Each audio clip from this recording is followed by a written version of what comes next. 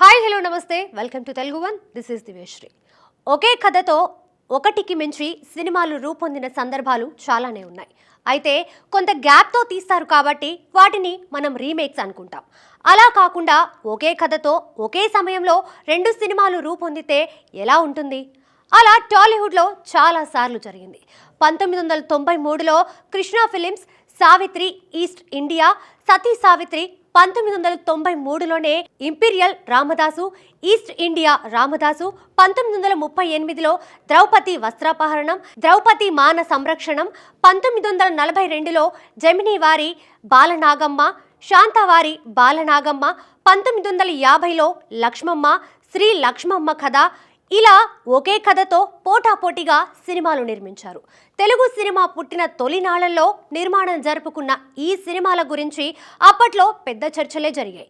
ఆ తర్వాత అంటే 26 సంవత్సరాల తర్వాత అదే పరిస్థితి వచ్చింది. నటరత్న ఎన్టీ రామారావు స్వీయ దర్శకత్వంలో దానవీర సూరకర్ణ చిత్రాన్ని ప్రారంభించే సమయంలో సూపర్ స్టార్ కృష్ణ కురుక్షేత్రం చిత్రాన్ని ప్రారంభించారు. ఈ రెండు సినిమాలు మహాభారత యుద్ధ నేపథ్యంలోనే రూపొందడం విశేషం. ఈ రెండు సినిమాల తీరుతెన్నెలు ఎలా ఉన్నాయో పరిశీలిస్తే, దానవీర శూరకర్ణ చిత్రంలో ఎన్టీఆర్ కృష్ణుడిగా, దుర్యోధనుడుగా, కర్ణుడుగా 3 విభిన్నమైన పాత్రలు పోషించాడు. అంతేకాదు, ఈ చిత్రాన్ని నిర్మించడమే కాకుండా దర్శకత్వం కూడా వహించారు. నందమూరి హరికృష్ణ అర్జునుడిగా, నందమూరి బాలకృష్ణ అభిమన్యుడిగా నటించారు. ఈ సినిమాకి సంబంధించిన కథ విస్తరణలో సహకరించడానికి, సంభాషణలు రాయడానికి కొండవీటి వెంకట కవిని ఎంచుకున్నారు. అయితే ఆ బాధ్యతను నిర్వహించేందుకు ఆయన అంగీకరించలేదు.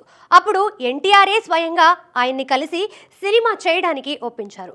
1976 జూన్ 7న ఈ సినిమా షూటింగ్లోనే హైదరాబాద్లోని రామకృష్ణ స్టూడియోస్ ప్రారంభమైంది. Tamil super star MG Ramachandran Danaveera Soorakarna ముహూర్తపు షాట్కు క్లాప్నిచ్చారు. ఈ చిత్రానికి మొదట ఎస్ రాజేశ్వరరావు సంగీత దర్శకుడు అనుకున్నారు.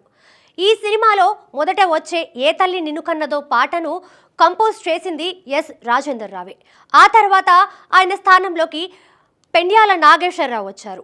పాండవ వనవాసము చిత్రాన్ని నిర్మించిన ఏఎస్ఆర్ ఆంజనేయులు నిర్మాణ భాగస్వాములుగా కురుక్షేత్రం చిత్రాన్ని నిర్మించారు కృష్ణ. కమలాకర కామేశ్వరరావు దర్శకత్వం వహించగా ఎస్ రాజేశ్వరరావు సంగీతాన్ని అందించారు. ఈ చిత్రంలో కృష్ణతో పాటు శోభన్ బాబు, కృష్ణంరాజు, చంద్రమోహన్, కైకాల సత్యనారాయణ, విజయ నిర్మల, జయలలిత, జయప్రద ఇంకా ఎంతో మంది ప్రముఖ నటీనటులు వివిధ పాత్రలు పోషించారు. ఈ రెండు సినిమాలు పోటాపోటీగా షూటింగ్ జరుపుకున్నాయి. ఇలా ఇద్దరు టాప్ హీరోల సినిమాలు ఒకే కథతో ఒకే సమయంలో రూపొందడం, చివరికి ఒకే రోజు అంటే 1977 జనవరి 14న రిలీజ్ అవ్వడం అనేది తెలుగు చలనచిత్ర చరిత్రలో ఇదే తొలిసారి, చివరిసారి కూడా.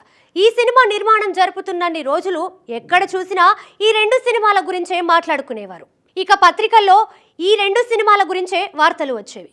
ఇక వార్తాపత్రికల్లో ఒక వారం దానవీర సూరకర్ణ కవర్ పేజ్ వేస్తే మరో వారం కురుక్షేత్రం కవర్ పేజ్ వేసేవారు.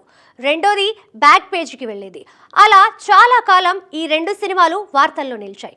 ఒక విధంగా చూస్తే కృష్ణ కంటే ఎన్టీ రామారావుకే ఈ సినిమా చేయడం కష్టంతో కూడుకున్న పని. ఎందుకంటే సినిమాలో 3 పాత్రలు ధరించడమే కాదు, దర్శకత్వం, నిర్మాణం వంటి బాధ్యతలు ఆయనపై ఉన్నాయి.